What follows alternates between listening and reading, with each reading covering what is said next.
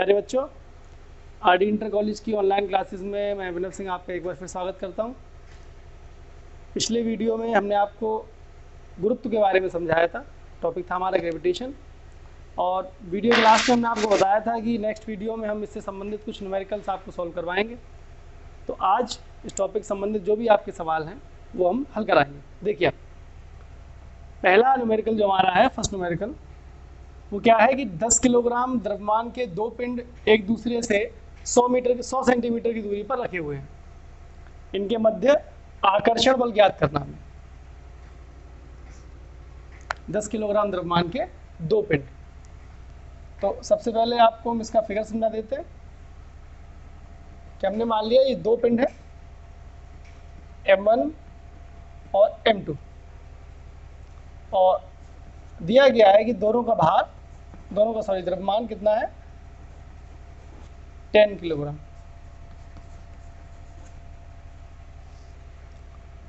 अब इनके बीच की दूरी कितनी, 100 सेंटीमीटर यानी 1 मीटर। तो ये बीच की दूरी होगी हमारी 100 सेंटीमीटर। अब हमें इनके बीच कार्य करने वाला आकर्षण बल ज्ञात करना है। आकर्षण बल इस तरह से कार्य करेगा, या आप इसे ऐसे भी दिखा सकते हैं कि दोनों पिंडों की वजह से जो आकर्षण बल जो बल लग रहा है वो एक दूसरे पर कितना है, या इस संयोजन में कितना आकर्षण बल है। आकर्षण बल एक दूसरे को आकर्षित करते हुए, अगर ये प्रतिकर्षण बल होता तो हम कुछ इस तरह से दिखाते, इसे ऐसे एक दूसरे से दूर जाते हुए। तो ये आपका फिगर, और क्वेश्चन को सॉल्व करते हैं हम। जो वैल्यू हमें दी हुई है 10 किलोग्राम के दो द्रव्यमान, यानी हमारा जो M1 है वही हमारा M2 होगा। M1 is equal to M2 equal to 10 kilogram. और क्या दिया हुआ हमें, बीच की दूरी R दी हुई है। R इज इक्वल टू है 100 सेंटीमीटर, इसे हम लिखेंगे 1 मीटर, 1 मीटर में यूज़ करेंगे 1 मीटर का, क्योंकि जो मात्रक है हमारे, हम SI मात्रकों का प्रयोग करते हैं, इंटरनेशनल यूनिट का। तो 1 मीटर हो गई। हमें ज्ञात करना है F कैसे निकालेंगे आप, न्यूटन लॉ से। न्यूटन का नियम क्या होता है, न्यूटन का सूत्र, F is equal to G M1 into M2 upon R square. और हमारे पास M1 है, M2 है, R भी है, G नहीं है। G यानी कि ग्रेविटेशनल कांस्टेंट। तो इसकी वैल्यू हम आपको दे देते हैं। G इज इक्वल टू होता है 6.67 10 टू पावर माइनस 11। ये वैल्यू इसकी। Then F is equal to हो जाएगा, आप सभी की वैल्यू पुटअप कर दीजिए, 6.67 10 टू पावर माइनस 11, ये G की वैल्यू हो गई, इंटू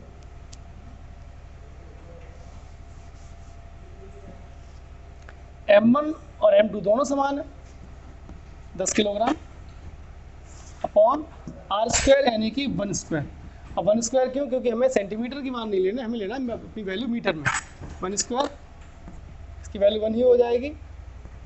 इसका मान हमारा आएगा 6.67 into 100 10 to power minus 11।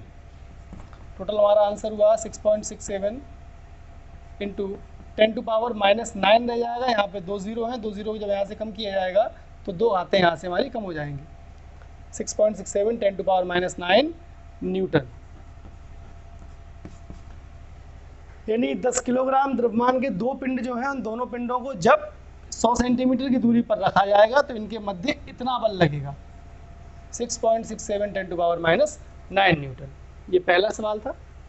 Second question जो हमारा है, देखिए सेकंड क्वेश्चन है, यदि किसी वस्तु का भार 98 न्यूटन हो, 98 न्यूटन, न्यूटन मतलब पिछले वीडियो में आपको बताया था कि जो भार होता है वो एक प्रकार का बल होता है, जो अगर दो द्रव्यमान रखे हुए हैं तो एक द्रव्यमान दूसरे द्रव्यमान को आकर्षित करता है, जिस बल से, उसे हम भार बोल सकते हैं। या पृथ्वी पर जब भी कोई वस्तु रखी जाती है तो उस वस्तु पर जो भी पृथ्वी बल लगाती है उसे हम बोलते हैं भारात्मक बल या फोर्स। कौन सा फोर्स, ग्रेविटेशनल फोर्स। उसी फोर्स को जब हम कन्वर्ट करते हैं, द्रव्यमान के साथ जोड़ते हैं, तो ये हो जाता है हमारा द्रव्यमान, सॉरी भार। तो आप भार का मात्रक यहाँ कंफ्यूज ना हो कि यहाँ पर आप किलोग्राम नहीं दिया हुआ है, द्रव्यमान का मात्रक नहीं दिया है, अब जो भार का जो वास्तविक मात्रक होता है वो न्यूटन ही होता है, जो बल का होता है। जितने मल मात्रक बल के वही सारे भार के मात्रक हैं। तो आपका क्या सवाल है, यदि किसी वस्तु का भार 98 न्यूटन है और गुरुत्वीय जनित त्वरण 9.8 न्यूटन प्रति किलोग्राम है तो वस्तु के द्रव्यमान की गणना कीजिए। अब ये क्वेश्चन थोड़ा डिफरेंट है, क्योंकि यहाँ पर हमें भार दिया हुआ है और गुरुत्वीय त्वरण दिया हुआ है, और दिया क्या नहीं, हमें द्रव्यमान नहीं दिया हुआ है। एम की वैल्यू में निकालनी है। कैसे निकालेंगे? सबसे पहले आप एक चीज़ देखिए, एक फॉर्मूला होता है W is equal to mg। पिछले वीडियो में बताया था हमने आपको, W is equal to mg और F इज इक्वल टू भी mg ही होता है। इसकी कंडीशन क्या बनी? Then W is equal to F, यानी किसी वस्तु पर जितना बल कार्य करता है वही उस वस्तु का वास्तविक भार होता है। अच्छा, हम इनमें से कोई सा एक फॉर्मूला उठा लेंगे, ऊपर वाला फॉर्मूला लेंगे। हमारा W is equal to mg, value जो दी हुई थी वो क्या दी थी, मान लीजिए देख लीजिए। W इज इक्वल टू आपको दिया हुआ है 98 न्यूटन और स्मॉल जी हमें दी है 9.8 न्यूटन पर किलोग्राम। हमें निकालना क्या है, हमें m फाइंड आउट करना है, इसका mass. Then W equal to mg से m इज इक्वल टू हो जाएगा W अपॉन g। W की वैल्यू हमारी है 98 और g की वैल्यू होती है 9.8। ये 10 बार कट जाएगा हमारा, 10 टाइम्स कटेगा यहाँ पर, तो आपका आंसर आएगा 10 किलोग्राम। इतना द्रव्यमान हमारा निकल कर आएगा। अगला क्वेश्चन आपका तीसरा है, थर्ड क्वेश्चन, कि 20 किलोग्राम द्रव्यमान के पिंड का पृथ्वी पर भार क्या होगा। इस क्वेश्चन का पार्ट 1 ये है कि 20 किलोग्राम द्रव्यमान के पिंड का पृथ्वी पर भार क्या होगा। यानी द्रव्यमान दिया हुआ है तो हम पार्ट वाइज करते हैं। इसे हम ले लेते हैं, फर्स्ट पार्ट ये हमारा रहेगा। पार्ट 1 में हमें m इज इक्वल टू दिया है 20 किलोग्राम, हमें निकालना है W। g की वैल्यू नॉर्मल वे में हम वही लगाते हैं, 9.8 मीटर पर second square. W is equal to mg, तो आपकी वैल्यू आएगी, m का मान लगा दीजिए 20 किलोग्राम और g 9.8।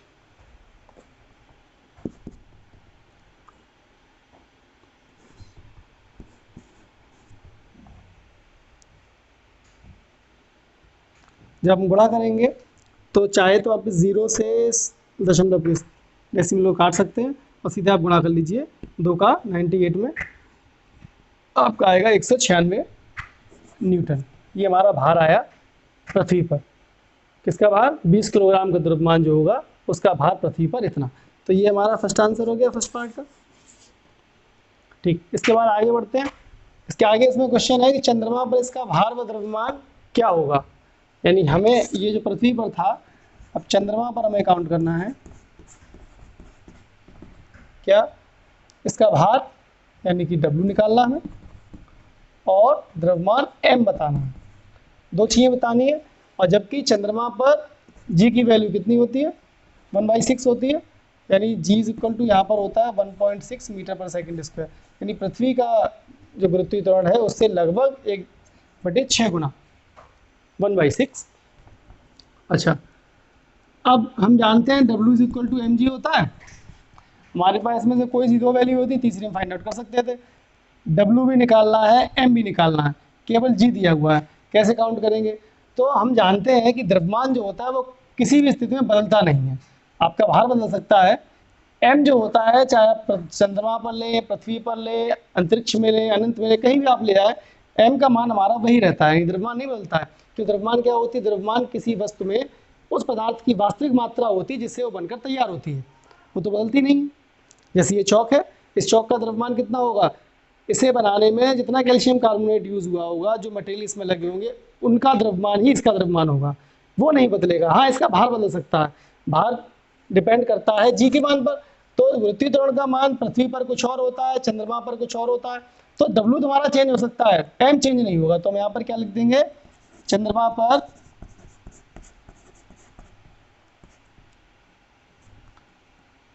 पिंड का द्रव्यमान कितना हो जाएगा? जो था वही एम, इसे एम डैश ले लेते हैं, एम डैश इक्वल टू आपका रहेगा जो था 20 किलोग्राम। नहीं, अब हमारे पास एम डैश के एम की वैल्यू है और डब्ल्यू कैसे निकालेंगे, फिर हम निकाल लेंगे अपना बाहर, डब्ल्यू इज इक्वल टू वही सूत्र लगाएंगे एम जी से, या एम की जगह थोड़ा सा चेंजमेंट करेंगे, एम डैश जी कर देंगे, then W is equal to M की वैल्यू 20 जी। अब गुरुत्वीय त्वरण का मान बदल गया, अब हो गया 1.6, तो हम वही मान लगाएंगे 1.6, फिर से एक जीरो से डेसिमल को हम कैंसिल करेंगे, हमारी वैल्यू जो आएगी वो आएगी 32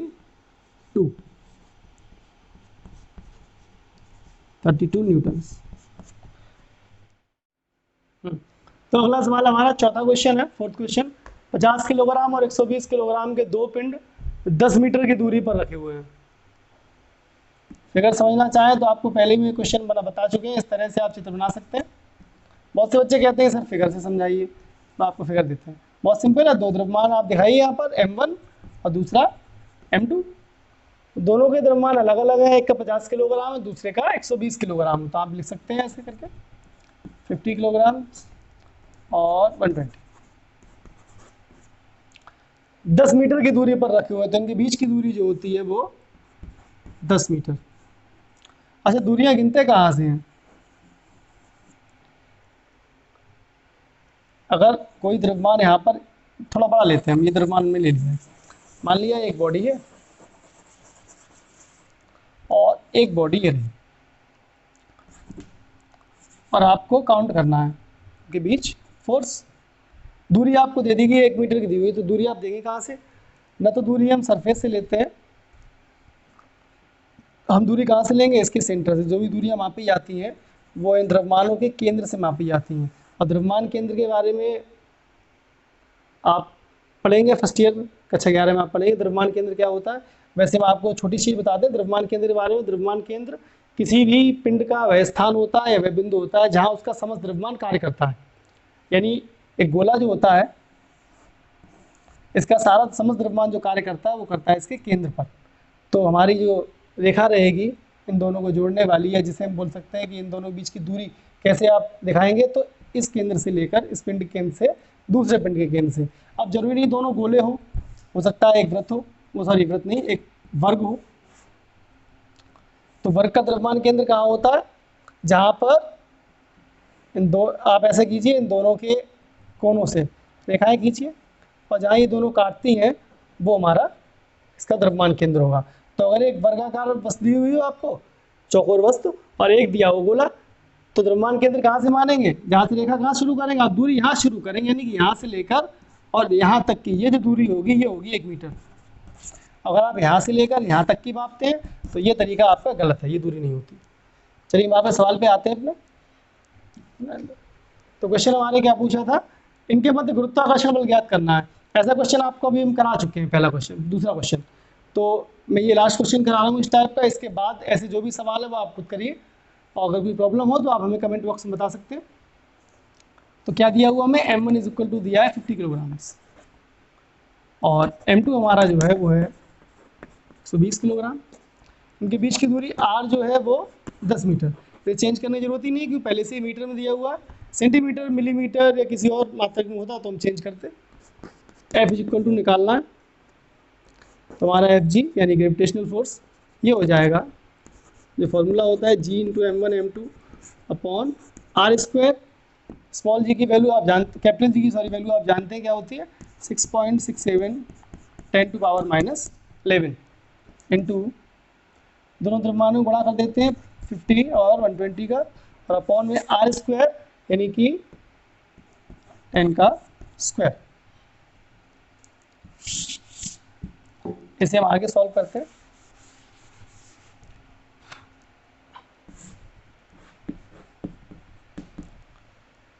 देखिए घातों को अलग लिखेंगे और संख्याओं को अलग। तो 6.67 एक तरफ, 50 इंटू 20, घातें हमारी हैं ऊपर 11 और नीचे 100 हो जाएगा। और 100 को आप चेंज करना चाहें तो 10 टू पावर 2 भी कर सकते हैं।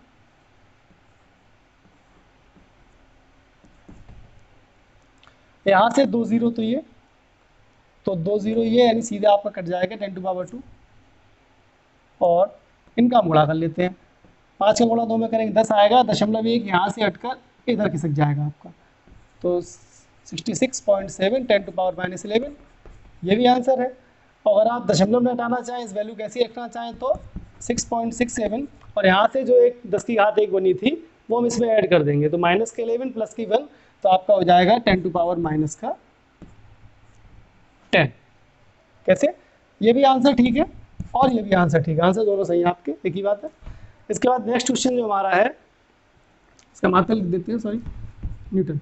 अगला क्वेश्चन है, दो समरूप गोलों के केंद्र परस्पर 1 मीटर की दूरी पर है, यानी दो गोले, समरूप का मतलब समझते हैं, समरूप मतलब एक ही आकार के, एक ही रूप के, इनके द्रव्यमान बराबर होगा, 1 मीटर की दूरी पर है, दोनों के बीच गुरुत्वाकर्षण बल 0.667 न्यूटन है, तो प्रत्येक गोले का द्रव्यमान कितना है। अब ये क्वेश्चन थोड़ा सा डिफरेंट है कि हमें क्या दिया हुआ है, ये बताया है कि दोनों समरूप है, ये नहीं बताया कि दोनों का द्रव्यमान है कितना। हाँ, लेकिन हम यहाँ पर मान सकते हैं m1 = m2, बीच की दूरी दी हुई है, तो यहाँ कंडीशन क्या रहेगी हमारी, कंडीशन हमें दी हुई है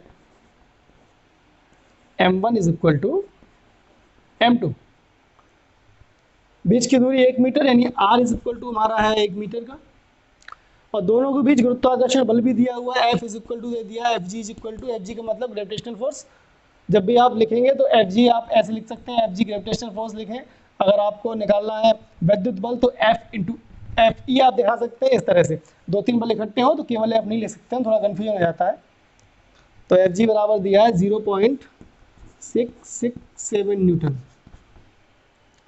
प्रत्येक गोले का द्रव्यमान कितना है, m1 = m2 दिया है और बराबर हमें काउंट भी करना है, यानी दोनों हैं तो बराबर, लेकिन है कितने ये आप निकालिए। एक वैल्यू क्वेश्चन में दे दी गई है कैपिटल जी की वैल्यू 6.67 10⁻11 न्यूटन मीटर स्क्वायर पर किलोग्राम। ठीक है, इसे हम सॉल्व करते हैं, बहुत सिंपल है। Fg = G × m1 m2 upon r², सभी की वैल्यू लगा दीजिए। उससे पहले हम क्या काम करेंगे, m1 × m2 का मान, g का मान, सभी के मान लगाएंगे। पहले Fg का मान दिया था 0.667 = g की वैल्यू लगाइए आप 6.67 10⁻11 और m1 × m2। अब देखिए m1 × m2 दोनों बराबर है, तो दोनों हमने मान लिया m, एक ही मान लिया, तो यहाँ पर हमारा हो जाएगा m² अपॉन r, इनके बीच की दूरी कितनी दी थी, 1 मीटर, यानी 1²।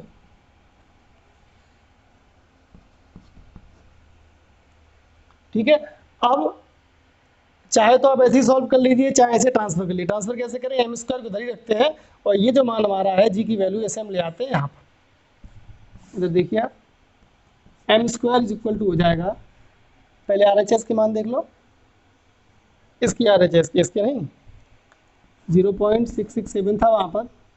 अब ये जो मान है 6.67 10⁻11, ये आपका जब ट्रांसफर होगा, इस तरह पक्षांतर करेंगे तो यहाँ पर क्योंकि अंश में है तो इधर आकर हल में हो जाएगा, अपॉन 6.67 10⁻11, और कुछ तो दिया नहीं है, 1 का स्क्वायर 1, तो हम बस इसी को हम काउंट करते हैं। देखो अभी 10⁻11 ऊपर पहुँचेंगे तो प्लस के हो जाएंगे, पहला एक काम हम ये करेंगे, घातों ऊपर पहुँचाएंगे, और दूसरा क्या करेंगे, दूसरा काम ये दोनों आपस में कट जाएंगे, बस हमें घातें मेंटेन करनी है। और दशमलव देखो 0.667 10 की घात ऊपर पहुँचकर हो गई +11, 6.67 नीचे केवल 6.67 ही रह गया। अब यहाँ से एक घात निकालेंगे हम, यानी यहाँ से 10 की घात 1 निकालेंगे, यानी 10 1 निकालें एक राशि और इसमें कर देंगे गुणा। उससे क्या होगा कि यहाँ पर जो 0.667 है ये हमारा 6.67 हो जाएगा, और उसके तुरंत बाद ये दोनों आपस में बराबर होने से कट जाएंगे। कुछ इस तरह से 6.67 10⁻10 रह गई, अब अपॉन में 6.67, बड़ी आसानी से दोनों कट जाएंगे, यहाँ रह जाएगी 10⁻10। अब m² = 10⁻10, और हम दोनों पक्षों का वर्गमूल लेंगे, तो वर्गमूल लेने पर घातें हमारी आधी हो जाती हैं, तो m = आपका आएगा 10⁵ किलोग्राम ईच, यानी दोनों का मान कितना रहेगा, 10⁵5 किलोग्राम। तो बच्चों अगला सवाल हमारा है, दो पिंड एक दूसरे से निश्चित दूरी पर रखे हुए, दो बॉडीज फिर से मान लेते हैं m1 और m2, और इनके बीच दूरी भी दे देते हैं जो कि रहेगी r। ठीक, उसके बाद दिया इनके बीच गुरुत्वाकर्षण बल 36 न्यूटन है, यानी इनके मध्य जो कार्य करने वाला गुरुत्वाकर्षण बल है एफ जी इक्वल टू वो है हमारा 36 न्यूटन। और यदि दोनों पिंडों के बीच की दूरी 3 गुनी कर दें, अब ये जो हमारी है दूरी बीच की, इसे हम रेस करेंगे कितना इंटू 3 में, 3 गुना बढ़ा दिया जाए तो गुरुत्वाकर्षण बल कितना होगा। देखिए एफ इज इक्वल टू हम जानते हैं होता है G into M one M two upon R square. ऐसे वैल्यूज कोई दी नहीं, केवल हमें गुरुत्वाकर्षण बल का मान दिया हुआ है, तो यही फिर हमारा यही सूत्र काम करेगा। एफ जी की वैल्यू जो आपको दी है वो दी है 36 न्यूटन की। ठीक, हम यहाँ पुटअप करेंगे कंडीशन फर्स्ट।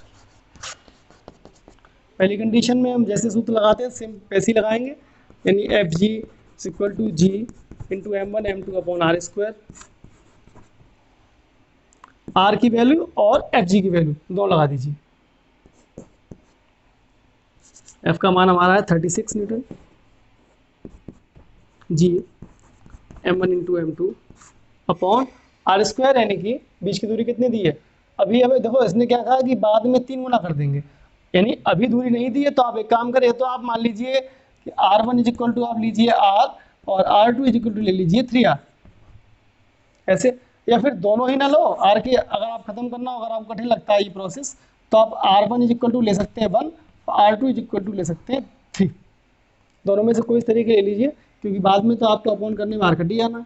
तो हम आर वन हमने मान लिया 1 ले लेते हैं, तो यहाँ से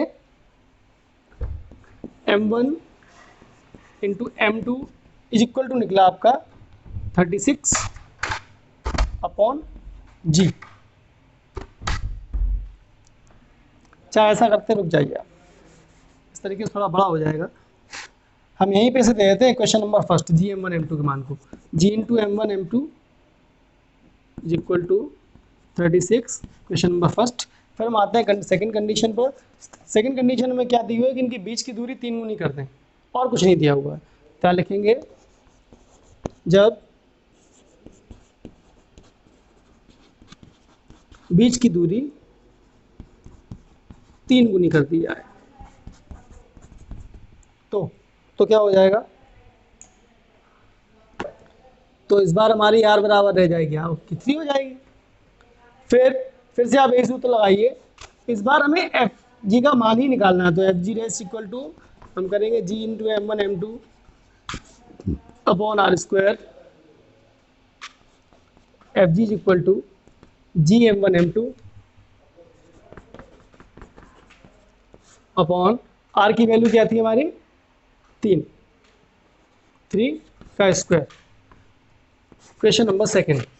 अब यहाँ से हमारा क्वेश्चन थोड़ा सा चेंज हो जाएगा, या हम इसे चेंज करेंगे, कैसे करेंगे, ये जो G M one M two लिखा हुआ है इसका मान हम लगाएंगे यहाँ से 36, इससे आंसर आ जाएगा आपका।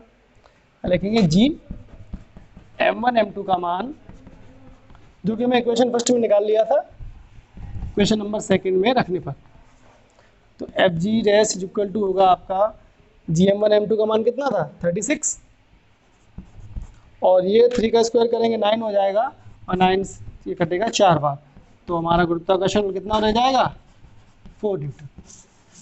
एक तरीका ये है सॉल्व करने का। दूसरे तरीके में हम क्या करते हैं, F1 अपॉन F2 कर देते हैं, वहाँ पर हम F1 को श्योर मानते हैं, यानी पहले F1 का मान करेंगे फिर F2 और उसके बाद F1 अपॉन F2 करेंगे। लेकिन ये तरीका यहाँ अप्लाई नहीं करें, ये हम तब करते हैं जब आपको दिया हो कि किसी वस्तु का, वो 2 वस्तुएं हैं, उनका पृथ्वी पर भार इतना है और चंद्रमा पर भार इतना ऐसे दिया हो, या आपको ये दिया हो कि 2 समान समरूप वस्तुओं का, समरूप पिंडों का पृथ्वी पर गुरुत्वाकर्षण बल चंद्रमा के गुरुत्वाकर्षण बल की अपेक्षा 10 गुना है। जैसे मान लिया कि 2 समरूप पिंड है और ये कहा जाए कि 2 समरूप पिंड एक दूसरे से समान दूरी पर रखे हुए हैं और पृथ्वी पर इनका गुरुत्वाकर्षण बल चंद्रमा की गुरुत्वाकर्षण बल की अपेक्षा, या पृथ्वी के इस हिस्से पर गुरुत्वाकर्षण बल उससे 20 मीटर 200 मीटर दूरी या 200 किलोमीटर दूरी पर इतना है, तो वहाँ पर जब तुलना करते हैं, तुलना पर फिर हम वहाँ पर करते हैं F1 इक्वल टू F2, और जो भी हमें दिया होता है 10 गुना है 20 गुना है, तो वही मान हम लिख देते हैं 20 या 10 जो भी हो, और वहाँ से क्वेश्चन सॉल्व करते हैं।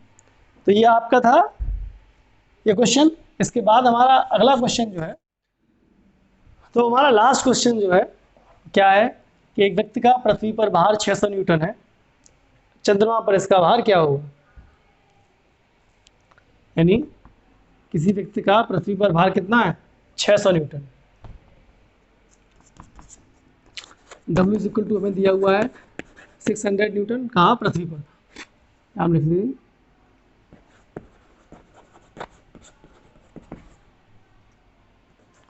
तो हम जानते हैं पृथ्वी पर गुरुत्वीय त्वरण का मान कितना होता है, 9.8 से लेकर 10 तक होता है। 9.8 कहाँ पर होता है और 10 कहाँ पर होता है। देखो विषुवत रेखा पर आपका मान जो होता है वो होता है 9.8 और ध्रुवों पर होता है 10। प्रमाणों से वैज्ञानिकों ने भी ये बताया कि सर्वाधिक जो मान होता है ध्रुवों पर होता है और सबसे कम जो होता है विषुवत रेखा पर होता है। पृथ्वी से ऊपर जाने पर, आप पृथ्वी की सतह से ऊपर जाएंगे तो भी जी का मान घटेगा, और पृथ्वी की सतह से आप नीचे की तरफ आएंगे, केंद्र की तरफ, तो भी जी का मान घटता है। यानी गुरुत्वीय त्वरण का जो मान होता है वो केवल होकर पृथ्वी की सतह पर एग्जिस्ट करता है 9.8 से 10 तक। उसके ऊपर या नीचे दोनों की तरफ जाने से ये कम होता है। तो सबसे पहले हम यहाँ पर मान निकालेंगे। यहाँ आप सुविधा के लिए चाहें तो जी इज इक्वल टू आप ले सकते हैं 10 ले लेते हैं, क्योंकि क्वेश्चन में दिया नहीं। देखो जहाँ पर क्वेश्चन में आपको न दिया हो मान, वहाँ आप 10 ले सकते हैं, कोई बुराई नहीं है ना, आपका क्वेश्चन गलत हो सकता है। तो जी बराबर आपको दिया है 10 मीटर पर second square. W is equal to, तो एक तरीका तो ये है कि यहाँ से हम इसका द्रव्यमान निकालें, द्रव्यमान निकालने के बाद फिर उसे सॉल्व करें चंद्रमा की कंडीशंस के लिए। तो चलो पहले वही तरीका देखते हैं। W is equal to mg और then m is equal to हमारा हो जाएगा W/g जो कि दिया हुआ है 600 और इसका मान 10, यानी कि इस हिसाब से हमारा द्रव्यमान जो आएगा वो आएगा 60 किलोग्राम। 60 किलोग्राम द्रव्यमान आया हमारा। और फिर आप W इक्वल टू m2 करेंगे, आपका मान उसमें आ जाएगा। एक दूसरा तरीका जो आपका है, वैसे ये तरीका काम नहीं करता। कई बार इस तरीके से क्या है, जब कंडीशनेबल क्वेश्चन आपके आते हैं, बता दूं मैं तो, जब कंडीशनेबल क्वेश्चन आएंगे इसमें 2 कंडीशन दी और लग जाएगी, वहां पर इसके आंसर जो है इस तरीके से किए गए आंसर अधिकतर गलत होते हैं। यानी आपका पहली वैल्यू सही आएगी, दूसरी वैल्यू आपकी ठीक नहीं आ सकती है। तो हम ये तरीका यूज नहीं करें। तरीका कौन सा यूज करेंगे, हम प्रॉपर वे यूज करें। देखिए आपका W बराबर हम मान लेंगे पृथ्वी का द्रव्यमान और W डैश बराबर हम यहाँ पर लेंगे चंद्रमा का द्रव्यमान। द्रव्यमान नहीं, सॉरी, m1, इसे आप भार कर लीजिए, भार